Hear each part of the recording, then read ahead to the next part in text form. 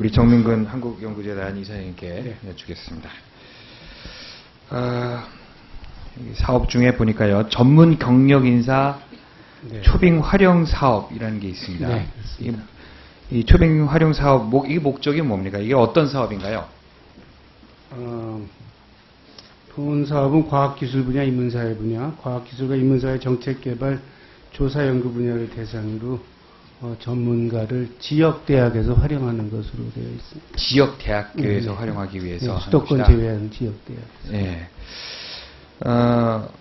보니까 뭐 고위직 전문 인사들의 경험과 과학기술 후진의 인재 양성을 위해서 그렇게 하신다고 얘기 들었습니다. 본 의원이 올해 후반기에 선정된 분들의 전문 경력 인사를 한번 다 살펴봤습니다. 네. 총 72명 중에 이 72명 대상 중에 군인 출신이 12명으로 16.7%입니다. 그렇죠? 네네. 예. 올해 상반기까지 합치면 군 출신 비율이 15.7%입니다. 일각에서는 이 사업을 두고 전군 예우 사업이다 이렇게 지적하기도 합니다. 그래서 2013년에 권익위로부터 특정 분야 편중이라는 지적을 받은 적이 있는 걸로 알고 있습니다. 알고 계십니까? 네. 예. 그런데 2012년 특정 분야가 15%를 못 넘도록 지침을 개정을 하셨는데도 불구하고 올해 후반기에만 군 출신을 16.7%로 선정했다는 것은 좀 스스로 정한 지침을 위배했을 뿐더러 권익위의 권고를 무시한 것 같은데 어떻게 생각하십니까? 조금 수치적으로 그렇게 된 거에 대해서 들으시죠? 죄송하게 생각합니다. 그런 비율도 좀 한번 살펴보셔야 될 것 같습니다. 이 사업의 1인당 지원 금액이 얼마인지는 알고 계십니까? 네, 월 300만 원. 월 300만 원이죠. 그리고 보통 한 3년 정도 기간인 것 같습니다. 근데 이 300만 원 중에 교통비나 이 자료 수집비 같은 비과세 금액이 무려 240만 원이고요. 나머지 60만 원에 대해서만 기타 소득으로 좀 분류되고 있는 것 같습니다. 그래서 이는 세원 관리 지침상 80%까지는 각종 경비가 인정되기 때문이죠. 네네. 그래서 3년간에 1억이 넘는 지원금에 비하면 어떻게 보면 대단한 특혜라고 생각이 됩니다. 한편 고위 관료의 퇴직과 재취업을 잇는 징검다리로 악용될 우려도 있습니다. 현행 고위공직자는 퇴직 후 2년간의 취업 제한 기간이 걸리기 때문인 것 같습니다. 이는 경력 인사들의 경험을 살린다는 취지에 반하는 일인데 이거 동의하십니까? 그런 얘기가 많이 나오고 있습니다만은 사실 이 사업은 실질적으로 아까 말씀드린 대로 지역대학에서 이런 전문가들을 활용하게 해주는 좋은 사업으로 생각합니다. 우리 미래부에서 이 관련된 저희들 파악을 하고 있습니다. 파악하고 계셔. 이게 이 사업이 보니까 94년부터 시작하신 것 같더라고요. 94년에 은퇴 과학자들의 경력 활용 차원에서 시작된 사업이다 이렇게 돼 있는데 해를 거듭할수록 우리 고위공직자들의 노후 보장용으로 좀 돌변하고 있는 것 같더니 최근에는 그 자리를 퇴역 장성들이나 국정원 직원까지 다 차지하고 있는 것 같습니다. 이 당초의 취지를 좀 못 살린다면 이게 폐지하는 것이 낫다고 생각하는데 우리 미래부 담당자는 어떻게 생각하십니까? 이 부분은 그동안의 경력을 저희들이 충분히 좀 살리는 목적으로 했기 때문에 의원님 말씀하시는 부분도 저희들이 감안을 하고 한번 검토를 해보도록 하겠습니다. 저 개인적으로는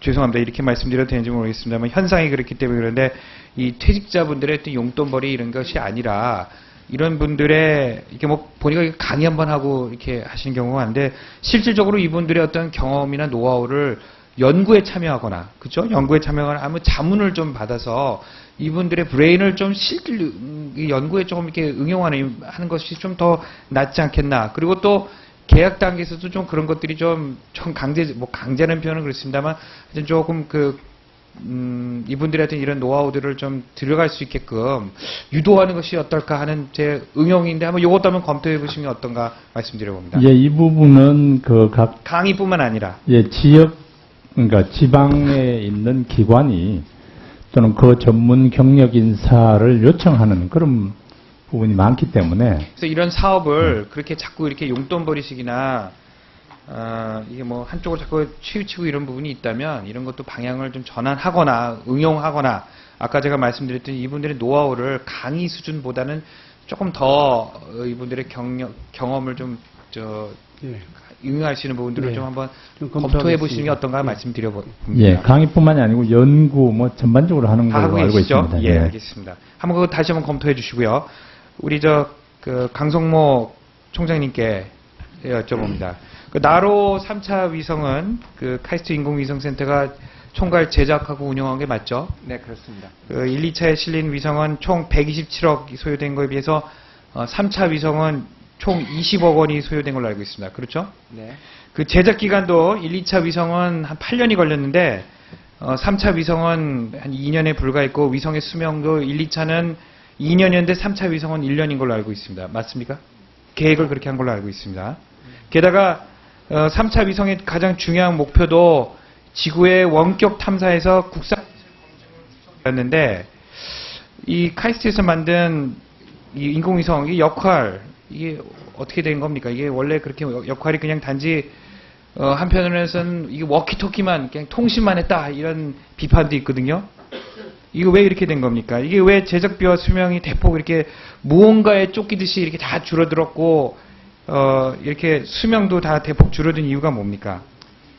그거는 제가 좀 준비를 해서 다시 보고를 드려야 될 것 같습니다. 그래 주시겠습니까? 네네. 예, 이게 좀 의문이 많고요. 네. 본 의원이 판단하기에는 이게 MB 정권 임기 내에 발사해야 된다는 좀 그런 강박관념이랄까요? 좀 그런 걸 맞추려고 했던 게 아닌가 하는 그런 의구심이 듭니다. 그래서 정권의 스케줄의 이벤트 전략이 아니라 이것을 우주항공 이런 사업은 중장기적으로 그죠? 어떤 정권에 있을 문제가 아니라 롱텀으로 좀 계획하고 실행했어야 된다는 생각이 들어서 이 부분은 우리 총장님께서 다시 한번 파악해서 보고를 드리겠습니다. 네, 그렇게 하겠습니다. 네, 감사합니다.